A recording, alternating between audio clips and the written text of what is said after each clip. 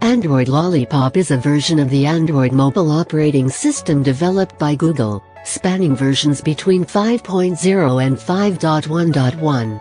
Unveiled on June 25, 2014 at the Google Input-Output 2014 conference, it became available through official over-the-air (OTA) updates on November 12, 2014, for select devices that run distributions of Android serviced by Google, such as Nexus and Google Play Edition devices.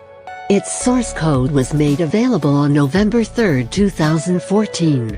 One of the most prominent changes in the Lollipop release is a redesigned user interface built around a design language known as Material Design, which was made to retain a paper-like feel to the interface. Other changes include improvements to the notifications, which can be accessed from the lock screen and displayed within applications as top-of-the-screen banners. Google also made internal changes to the platform, with the Android Runtime (ART) officially replacing Dalvik for improved application performance, and with changes intended to improve and optimize battery usage. As of August 2016, statistics issued by Google indicate that 35.5% of all Android devices accessing Google Play run Lollipop. Lollipop is succeeded by Marshmallow, which was released in October 2015.